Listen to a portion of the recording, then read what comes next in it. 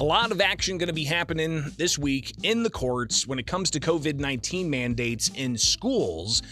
And one of the attorneys at the center of all of this, representing hundreds of parents and dozens of school staff, suing districts all across the state and the governor and the Department of Public Health and the Illinois State Board of Education, is attorney Thomas DeVore, and he joins us now on the WMAY morning news feed. Tom, thanks for taking time with us. A lot to get to here in just a few minutes, but let's jump right into it. We've got, of course, a couple of different cases we're going to be talking about.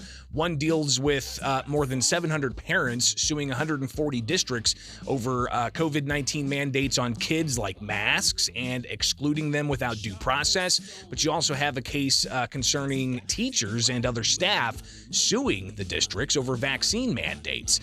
So let's start with what happened just before the New Year's holiday here in Sangamon County with a request that the teachers' unions had to try to intercede in one of these cases. What's the latest? Thanks for taking time, and Happy New Year, Tom.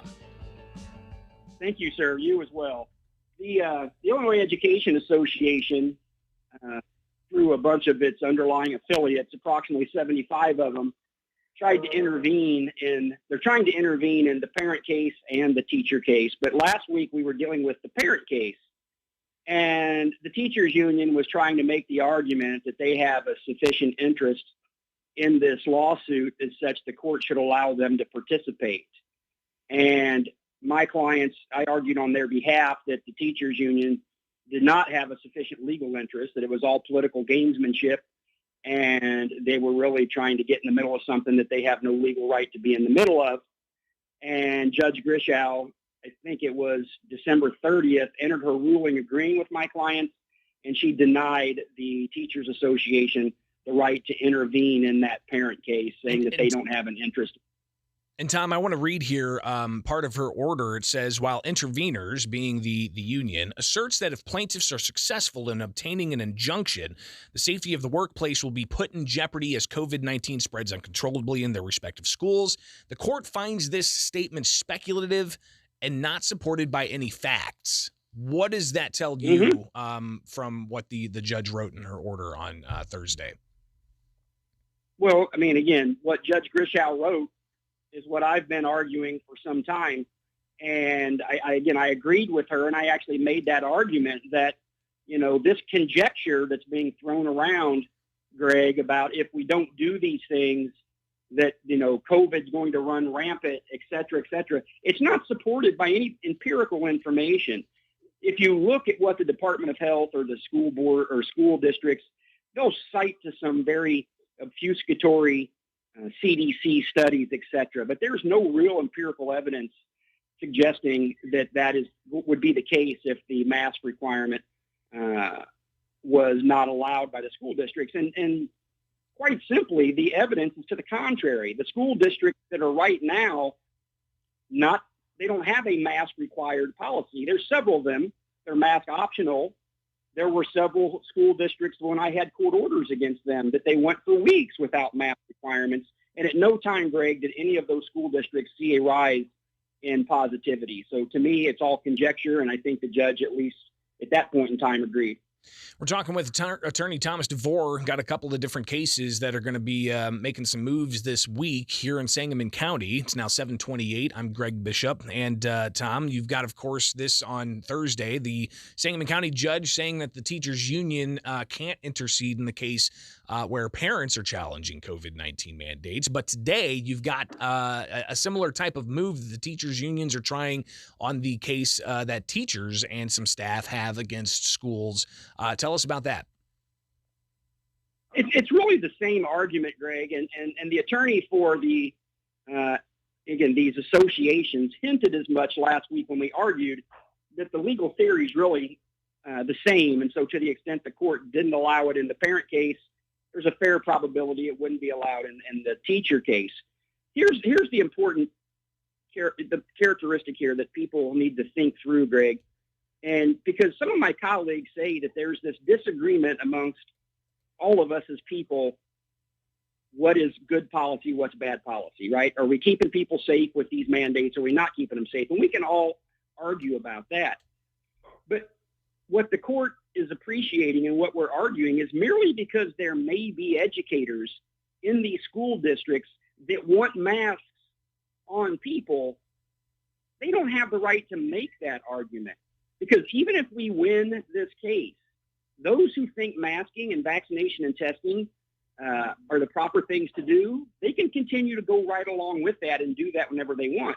What they're really trying to argue is that they want to be able to force their beliefs on these other educators contrary to the law. And again, the judge said that that was inappropriate. You can't force your will on people. So we'll have something happening with that case on today. And then later on this week, Tom, you've got revisiting the parents suing a bunch of different districts. What do we have coming up later this week? At 10 o'clock on Wednesday, the parent case where the parents are asking the court to not allow mask mandates to be compelled upon students, perfectly healthy students, we should say. Judge Grishow, if you read that order, Greg, which I think is important to point out, is she said at no time are my clients asking that masks cannot be allowed under any set of circumstances. All we're asking for is that if that's going to be something that's compelled, that parents and their children get due process of law and they have a right to object. That's all we're asking for. And again, we're asking for that Wednesday at 10 o'clock. We'll have a hearing in Judge Grishow's courtroom asking her to enter an order to that extent. Well, we'll definitely watch what happens, and we may have to check back in with you later on this week as we see what takes place here. But one thing's for certain, Tom, is the courts have been pretty slow in taking up these challenges. I mean, we've still got the case that Foxfire, the restaurant out of Geneva, has against the governor's mandates limiting indoor restaurant activity last year. No, I'm sorry. Let me repeat. Right. From 2020. It's now 2022. So it's been a long slog here. Do you think that this will get resolved anytime soon? I do. I think that it's going to get resolved soon because of the pressure points. I believe that people have had enough of this stuff, Greg. And the indoor dining thing, and again, the Foxfire case is not really on point as to the issues we're arguing about today with children and educators. But you're right, it's still lingering out there. But as you notice, except for a little bit of, I guess Cook County or Chicago, across the state, the small business owners or the super spreaders has kind of went to the wayside. So to that extent, that case, it's not my case, but it's probably not being pushed hard because right now what's got everybody's attention is forcing vaccination and testing and masking and the like. Well, and we'll see ultimately what happens here. Talking with Tom DeVore, attorney, representing teachers suing districts over vaccine mandates and representing parents suing districts over mask and isolation mandates. Tom, just real briefly here, talk about why due process is central to all of this. Well, again, due process is, it's in the statute. It's in the law, the Department of Public Health Act. And it says that if you are an otherwise perfectly healthy person and the Department of Health is trying to limit the spread of an infectious disease, which is something they should absolutely do, Greg, I don't have any problem with that.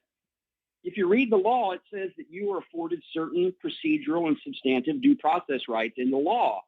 And to the extent that anybody, the governor, the Illinois State Board of Education, the Department of Health, or these school districts want to just disregard that and say, you will do what we say or else, it's just not appropriate. And again, I'm hoping that Judge Grishow will see it that way. Tom, appreciate it again. Happy New Year. We'll talk again before too long, I imagine. Be safe out there, all right? Thank you, sir. It is the WMAY morning news feed now 7:34, and your forecast.